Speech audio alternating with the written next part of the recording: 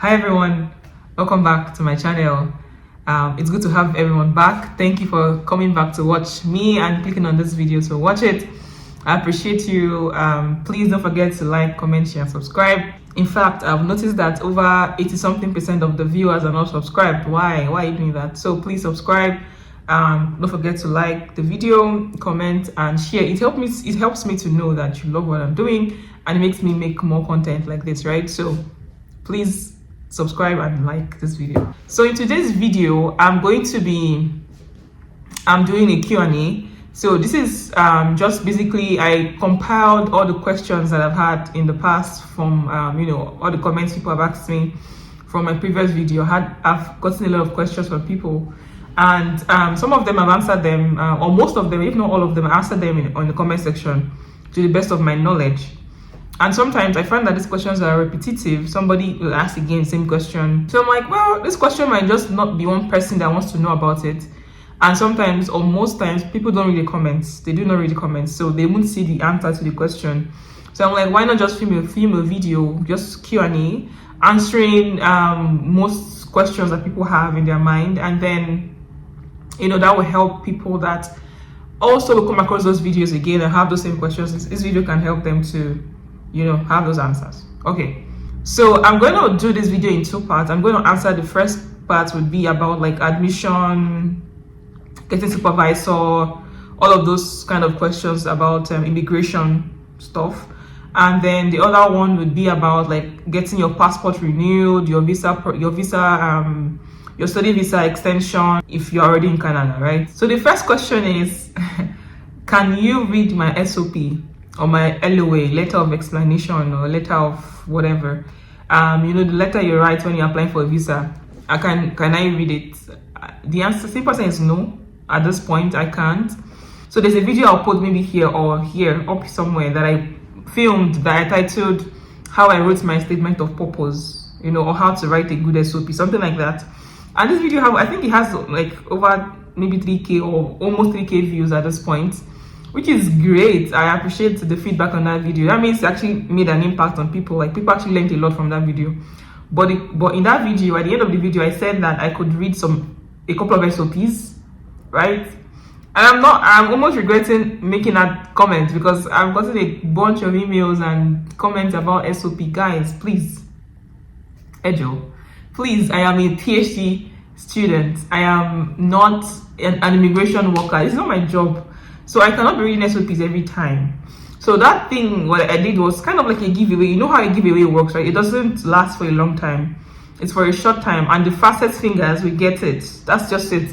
So the people that texted me shortly before, after I made that video, were the ones that I could look over. I just did a couple of them and I'm done with those ones. I can't keep going over SOPs every time, So if you are seeing this video, you have an SOP that you want to write, that video is there for you to help you write the SOP. I cannot be the one to help you write it or help you review it again, So if you watch that video, I believe that once you watch the video, you will listen to what I said very well. You use the tips I gave, then you will be able to write your SOP very well. And then also, don't forget to check for grammatical errors. Use like software, Grammarly, all those spelling checkers and stuff online. There are many software you can use online. There's ChatGPT. I think that one helps as well. So it's just for you to check for spellings and grammar and stuff like that. So I don't really need to go over it anymore. Things are now easy, for people to actually write. It's just easy for people to write things, right? So that question, can you please review? I have a couple of comments now that I haven't even replied. Can you please review this? Can you please review that? I can't. I'm sorry, but I cannot anymore because I'm very busy. I don't have time.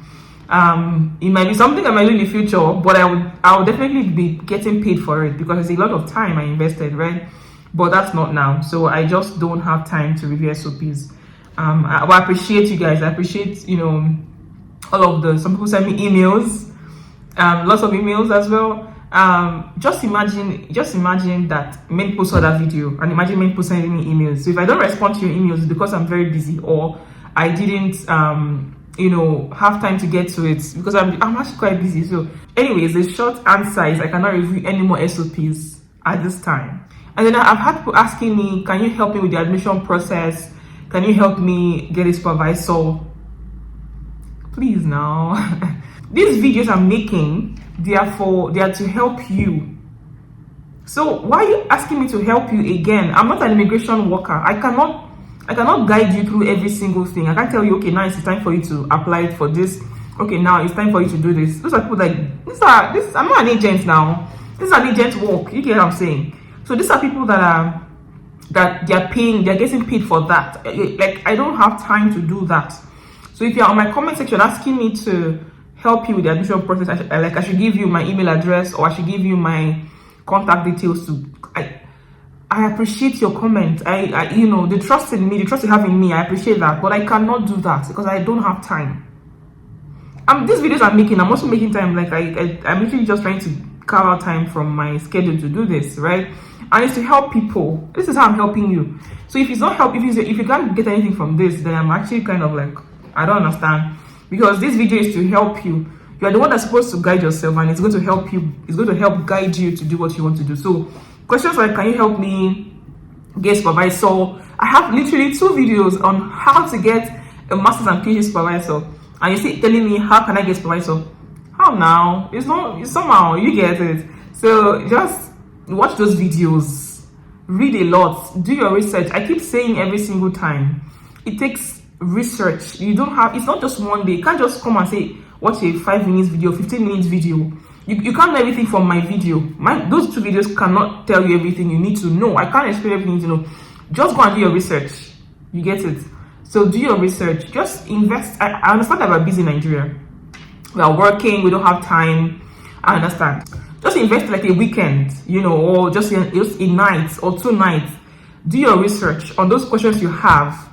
Many questions that you guys are asking, they are online. Please don't ask questions that are already, the answers are already in the video. I will not respond to those questions again. All right, so without talking too much, let me just go straight to the answers, like the main questions, that I have for this video. And the next question is saying that, what is your school?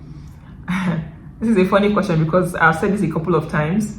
My school is the University of Manitoba, Canada. That's my school.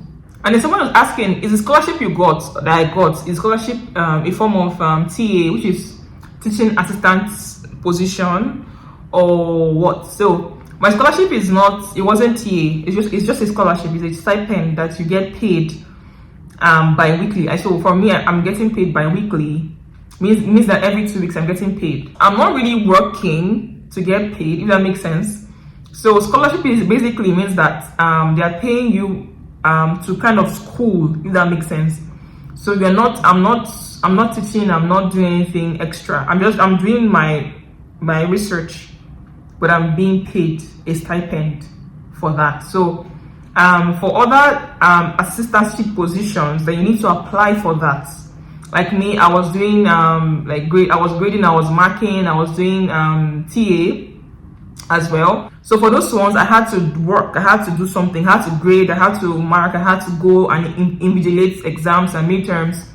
You get it? And I'm being paid for that. So that's like a job in a sense. But for like the scholarship I have, it is not that. I'm just doing my program. I'm going to school, going to the lab, doing my work, and I'm getting paid every 2 weeks. So it's a scholarship in that sense. Scholarship, it can be in different ways, right? It just depends on what you get. I know for some people too, they have to work, they have to like go and do something to get paid while they're schooling. Do you get it? So that's a different thing. Another question is fully funded with visa fee and flight fee? No, it's not. Fully funded, fully funded scholarship is not with visa or flights. Now, but it depends on the supervisor. Some supervisors are so kind enough to actually fund you for your flight and for your visa. Maybe not visa, but for flight, because they know that it's expensive, right? I remember the second person I was talking to then was talking about potentially paying for my flight fee. He might pay half of it or all of it, but it was something that he was willing to do. You get, but that's very rare. Most supervisors, they don't really do that. So all in their minds that you come here and they start paying you or start funding you. They don't really care.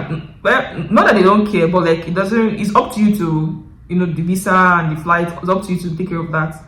and then once you come here, you start to get scholarship. So fully funded scholarship, for the most part, it doesn't include flight or visa fee. So someone is asking, how much is your rent? Like how much rent I'm paying for my accommodation. I'm paying 730 Canadian dollars for my apartment. It's a one bedroom apartment, and that's what I'm paying. So the next one is, can I get an admission for a PhD without a research paper, without publishing a paper?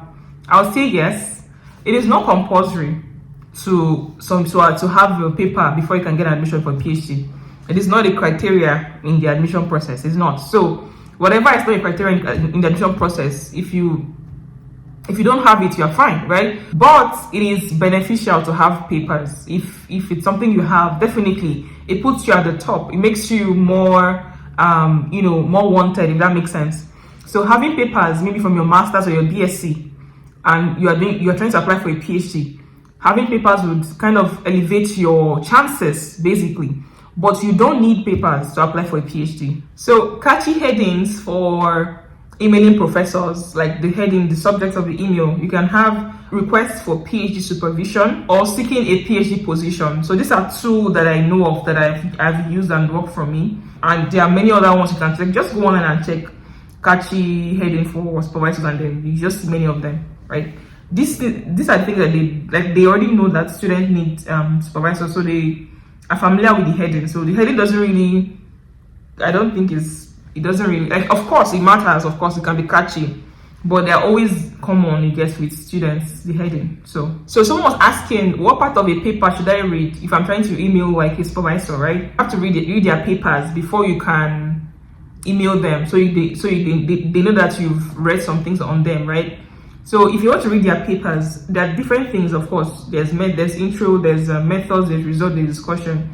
For me, I would say the method and the results are important, because those ones have, like, the methods will have the techniques that they do use in their lab, and the results will have the result of the paper, like what stuff they got from that paper, right? So you can skim through it. Intro is not really necessary, right? So, but the methods will tell you they use Western blotting, for example, they use PCR, they use ELISA, all of those things. And if you're someone that knows those things, you go, oh yeah, I know this. And then if you're composing your email, you can write that, oh, you have experience in this, and then you saw that they use it in their lab, so you want to improve on that part as well. And if you read their results, you see what they got in that paper, what is the impact that they made from that paper. So if you're reading a paper and you don't have time to read everything, just read the abstract, read the methods and results, and then if you have time, read discussion as well, right? But I think you can get the gist of the paper from, like, the abstract, the method, and the results. That's what I think. So the next question is, can I email professors that have attached their name to my application? Don't do that. So basically, what I understand from this question is that can you add someone's, like, a supervisor's name that they don't know, and then you now tell them after you've added their name to your application, to your admission? No, don't do that, because they will just be like, I don't know this person. That's an automatic like cancelled admission, because the admission process for some schools, they require that you get a supervisor before you apply for the admission, which means that during the admission they will ask you a question. A part where they ask you who is the supervisor, and then you write their name. So basically it means that they will ask them, because the supervisor needs to write you a letter of support, a letter basically just telling them that they've approved your application and they're willing to supervise you, fund you, stuff like that, right? So if you put in your admission without their knowledge, and you tell them after you submit the admission, it doesn't make sense, because they can't even write you a letter. They don't know you. So don't write people's name in your admission that you've not contacted beforehand. So until they say yes to you, approve you, and you're very sure that they've approved you to take you as your student, don't put their name in your admission, on your application for admission to the school. Don't do that. But also, in some schools, you don't need supervisors to get admission. So it just depends on the school that they are applying to. Some schools, you just need to apply, just pay admission fee, apply basically, and that's it. But some schools, they need supervisors to get the student first. So it depends on the school, basically. Someone asks, should I ask for funding in the email that I'm sending to prospective supervisor? No, I'll say no. My advice is no. these answers I'm giving now are my opinion. You know, you can do what you want to do, but my advice is don't ask for funding in your first email to a supervisor. You want to attract the attention. You're already asking for funding. No, don't do that. So I'll say that you just write the email to get the attention first. Talk about yourself. Talk about like your qualifications. Talk about their research. Like you've read their papers. This is what you saw in their papers, and you're interested in this part of their work. You would like for them to supervise you. If they are looking for students for like PhD positions, then you are available for that, stuff like that. But don't ask for funding. It is the funding talk will come after they've said yes to your application. They said, okay, yes, I can supervise you, and then of course they know that you have to get funding. They know. So if they cannot fund you, they will look for alternatives. They might tell you that, okay, when you come here, then you would have to work here and here, maybe teach for some, for some time to get some money. Then it's just something that you both talk about, right? After they've agreed to supervise you, but do not send emails to them asking for funding for the first time, if that makes sense. So someone is asking, I'm writing my master's thesis. Can I say apply for a PhD program? The answer is yes. When I was doing my master's was when I started to apply for this PhD program. In fact, I was even starting my second year, or not starting, but like I was like maybe 3 months into my second year in my program. I hadn't even started my thesis at that time, you get. So that was when I started to look into application for PhD. And then when I sent in my application, I was still in my 6 months in my second year, my master's. So yes, you can, while you're doing your master's thesis, you can apply for a PhD program. So you can start immediately that same year if possible. So yeah, you can even start ahead of time if possible. This whole process takes a bit of time. For Canada, getting supervisor, that might take like 2-3 months. We don't know. Mine took like less than a month or some weeks, And then visa process, admission to the school takes some time. In fact, yeah, for me, okay, so let me just give you a simple story of how mine went. So I started doing application mine in January 2019. I didn't, as at that time, I didn't know anything about Canada. I didn't know what province meant. I didn't know what city, kind of like what. I didn't know. I wasn't looking to apply for PhD out of the country. My mind was looking at within Nigeria, UI, some other places like that. So it was a friend that told me, oh yeah, she just sent supervisors. She just got she hasn't gotten response from them. I'm like, what is supervisor? Like, I don't get it, because in Nigeria you don't get supervisor before you get admission. Do you get what I'm saying? So I didn't understand that. So at that time, everything was so foreign and new to me. And this was January. So January 2019, I just started looking into that. I took a time. I took like maybe some days or like a week to research and read about what is this Canada application like, what is it like, stuff like that, And that took me maybe some time. So that's some time going already. And then when I figured it out, I sent emails to supervisor. I sat down one day, I was sending out emails upon emails to different supervisors or to different schools. Yeah. I sent a lot of emails though, so to different people. And I got responses from people that maybe they don't have funding, or they don't need students at that time, but they can get back to me. If I'm still available, they would like to, get me as a student, but as, a later time. And some didn't respond, of course. And this was in January, right? So I think February or so, maybe late January or something, I got a response from my supervisor, and then we started talking. And then I was also talking to another supervisor as well at the back, because my supervisor didn't have funding for me at that time. So I wanted funding. Of course, I couldn't pay that kind of money for PhD, 5 years. What? So she said she didn't have funding, but we're talking about alternatives, what we do about it, right? So that's why I said it's very important for them to fund you, so they will talk about it with you. But if they don't have, they will tell you they don't have, right? But for the most part, they wouldn't advise you to be the one to pay. I don't think they would want to even pay the kind of money, right? So they will tell you what to do, basically. So yeah, so I was all of this in February, January, February-ish. And then I applied for the admission, because the admission closes every year around March, for my department, and for like international students it closes I think around March 1st. It closes, I think.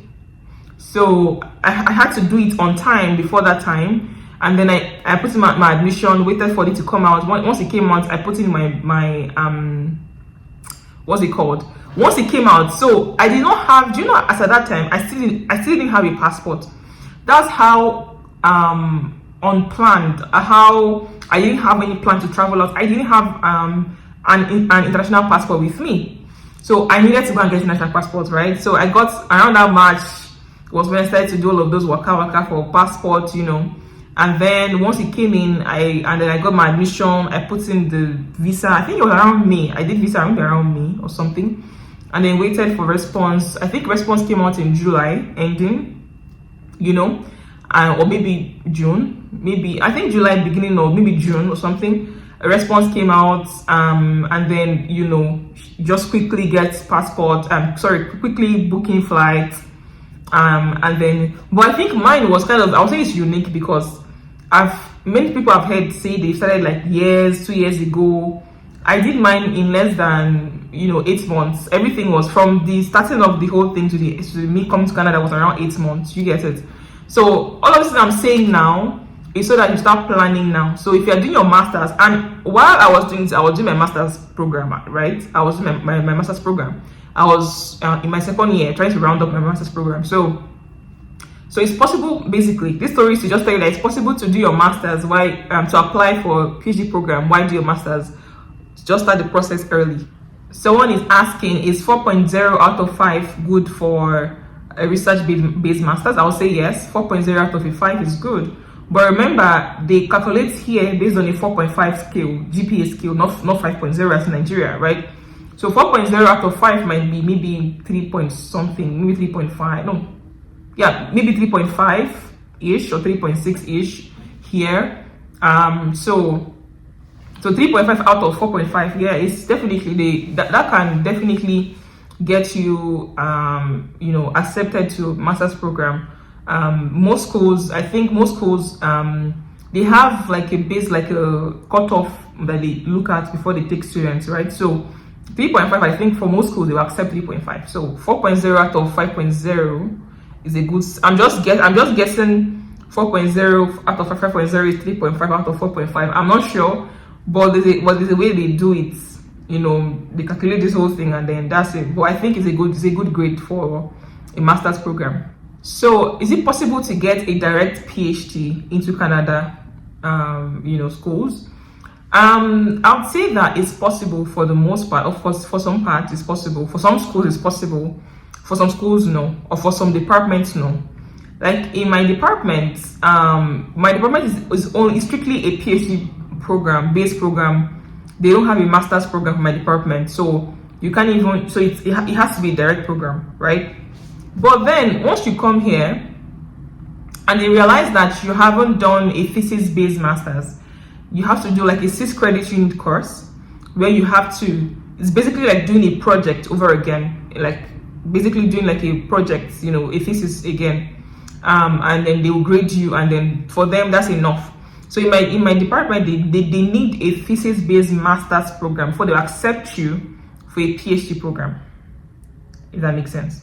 So for my department, you can't really, I don't think you can get a direct PhD if you don't have a master's program. You get it? But yes, for some departments you don't have to do a PhD, a master. So basically, if you have a BSc, right, and you want to do a PhD, for some departments you have to start with a master's and then you transition into a PhD, if that makes sense.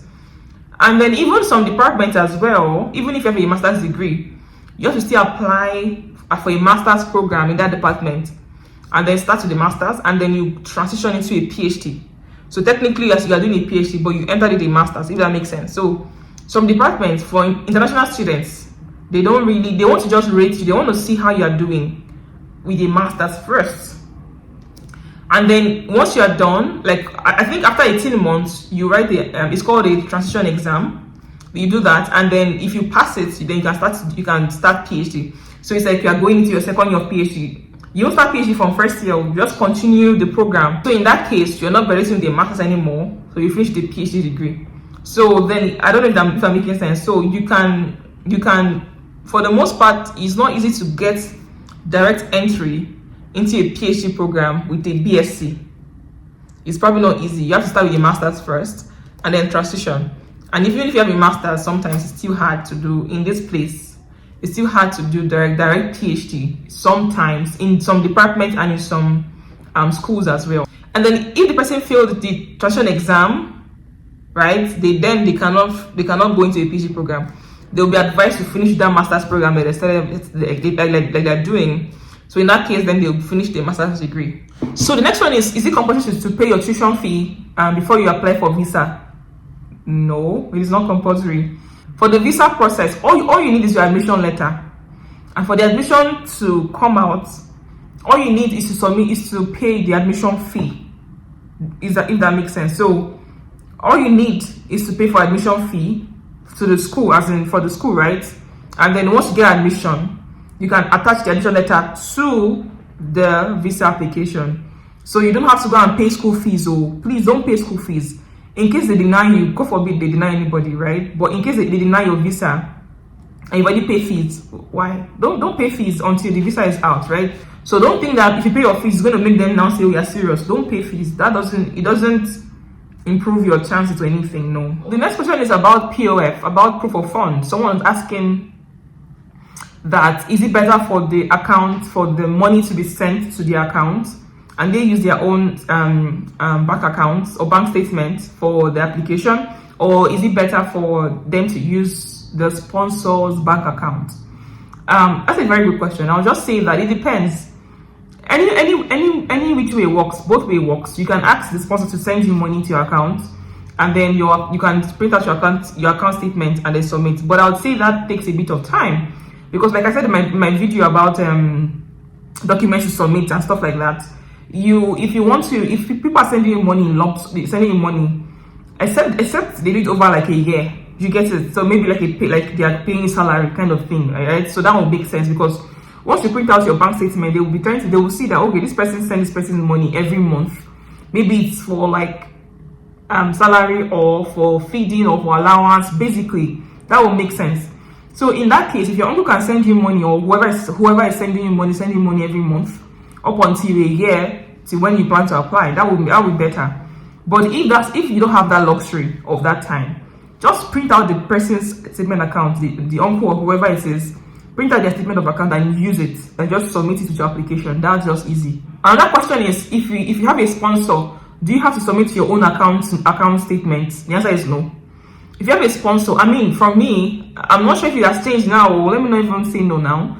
But for me, I didn't submit my account statement. I didn't submit my bank account. What's in the inside? Nothing was inside now. So like it was my parents that were sponsored, that my parents were the ones paying for I was living in my parents' house. I wasn't working, because I was doing my master's. So what will I submit? Do you get it? So except you are working and you have some money to if you are working, you have a reasonable amount that you can show that you can also support yourself, then that's fine. But if you don't have, you don't need to worry. Just submit the sponsor's account alone. That's fine.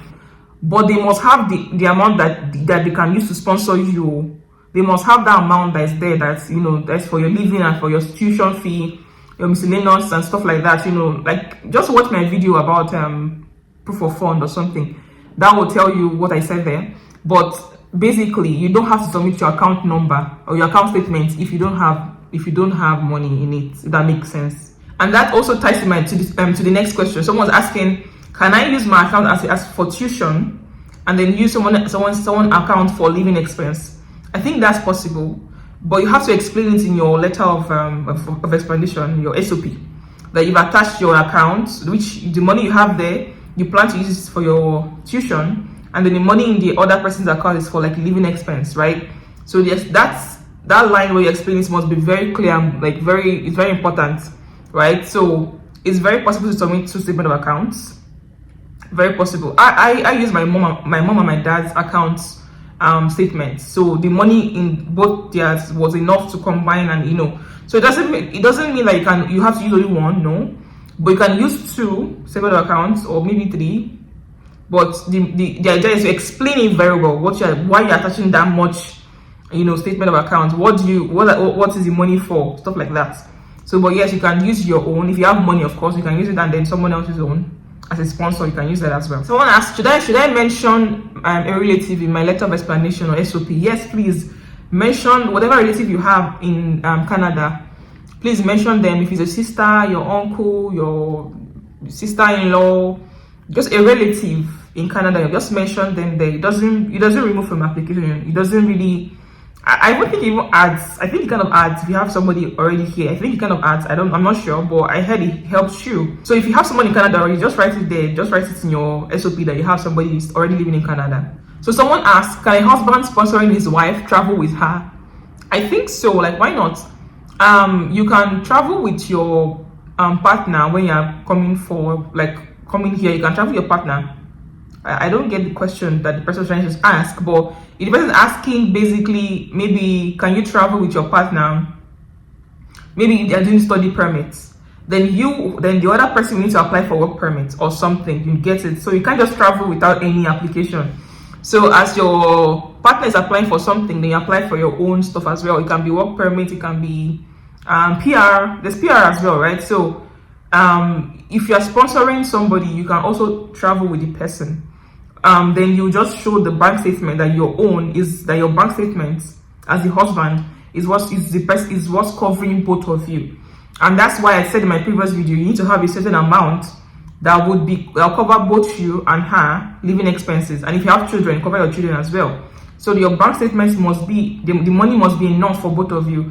But it doesn't mean that your wife has to submit her own and you submit your own. If she doesn't have any money in her account, there's no point. Just know that whatever account you're using or you're submitting should have enough money for whatever you're trying to do. That's just it. But if she has money in her account as the wife and she's the one traveling and you're trying to sponsor and add to that, then you submit both of them, if that makes sense. Next question is, how do I get police clearance? So police clearance is very easy. Go to any police station that is close to you. Go and get police clearance. It's as easy as that. I think I saw someone was saying that you can get it online or something. I'm not sure. So maybe now it's now online. I don't know. But you can just walk into any police station. They know. These people know that people are traveling. So when you tell them that you want to get police clearance, they will tell you. I think that time I was paid. I think then it was like 3K or 3.5 I paid, or they were paying them. So maybe now it's different, But you can get it in any police station that is close to you. The next question is, can someone that is below 18 get police clearance, or do they need to? This question, I didn't know this before, but someone from my comment section said that you don't need to if you are below 18. It's only people above 18 that need police clearance for their visa application. That's something that I just learned, right? But I'm not sure about this answer, but that was what someone said.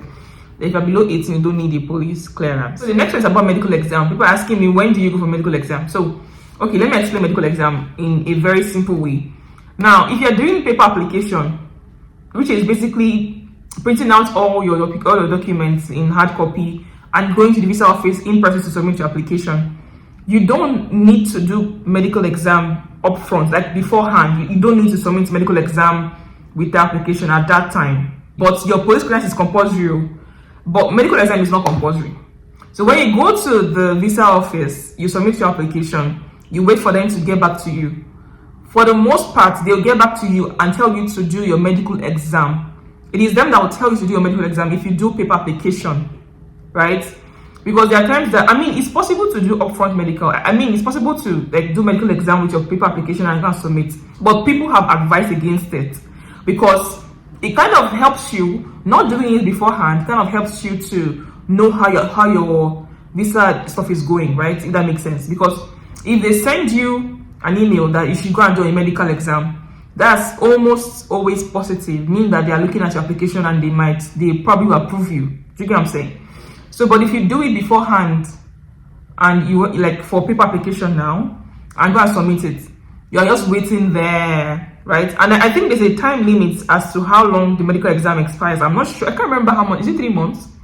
I can't remember, but they say the medical exam, you can't do it. It shouldn't be more than a certain time. So if you do it beforehand, what if your visa stuff is with them for that long? Do you get what I'm saying? So you have to repeat it anyways. So basically, for paper application, it is better to not do the medicals. It's better to do the medicals when they tell you to do the medicals. And that's when they send you an email that go and complete a medical exam and then submit it at this time, and then we would get back to you. So that's for medical, that's when to go. But for online application, online means that you're not the one, like you're not going there in person. It means that you'll be at the comfort of your house or wherever you are, and then you submit online. It means that you don't have to print it out, right? For that one, for the most part, people do upfront medicals for that one. So I'm not sure why they do that one. I don't know. But for the most part, people do upfront medicals for the online one. So that means that they go for medical exam, right? And then they will do I think because maybe online is faster, maybe that's why they do upfront medicals to make it faster. I don't know. But I did paper application. I did not do upfront medicals. I didn't do any medical exam before. I submitted my paper application. I waited for some time. I'm not sure how long. I can't remember how long. Maybe 1 month or what, or maybe some weeks. And then they sent me an email, go and do your medical exam, and I did it. And then send it to them, and then in a matter of time, they sent me my approval. Do you get it? So online application. If you're doing online application, then do upfront medical. Means that you do your medical exam with your application and submit everything. Does that make sense? I hope that answers this question. I see some questions. Give me the link to how to do. Give me the link for medicals. There's no link. Like medical exam, you can do it in not anywhere. You can do it in some hospitals in wherever you are. Like in Lagos now, for example, there are designated hospitals where you can do the medical exam for the visa process because they have a collaboration with the visa officer or the visa office. Sorry, then. So it's easy for them to send it directly to them. Do you get what I'm saying? So you have to go to those hospitals that have been designated for the visa medical process. If you go to a different one, then I'm not sure if that will be approved, right? So just go online, Google, type it out. Where can I do medical exam for visa application in Lagos? There, you see them, come out. So there's no link. There's not a link where you can go and click on to go and do medical, right?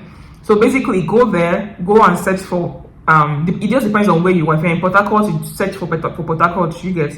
So wherever you are in Nigeria, just search for what hospitals are designated for the visa medical process.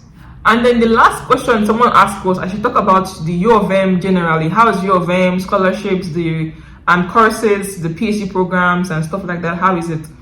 And this is a very good question. So I'll make a different video answering this question of what is U of M like, what is the school like, how many courses do you take as a PhD student or as a master's student, what do you need to do basically to survive, or not survive, but the whole process of graduate school in Canada from my perspective. I'll talk about this in in another video. But yeah, I think that's all questions I have to answer now. This video is already too long, but if you have more questions about these topics that I've mentioned, just ask them in the comment section below. And then if you're someone that have answers to these questions as well, please put them in the comment section. I may have maybe answered some incorrectly or answered them, not so well as you would like. Please, you can please put your own comments. I'll let you even see them. Say, you can just tell me, oh yeah, to add to this, you can do this, to add to that, or to correct this you said, I can, please just be open. Comment everything you want to comment in the comment section. Ask your questions as well, but please watch my videos. Don't ask me questions that I've already talked about in this video and in my other videos. Watch them very well, and then you will get the answers. But if you have any more questions and you want me to do this kind of videos often, Q&A about stuff, then please just ask me questions in the comment section, and I'll just compile them and do another video, another Q&A to answer those questions. But yeah, thank you for watching this video. I appreciate you for staying to the end. I hope you gained something, one or two things. And then please don't forget to like, comment, and subscribe. Please subscribe. Yes, subscribe. And I'll see you in my next video. Bye.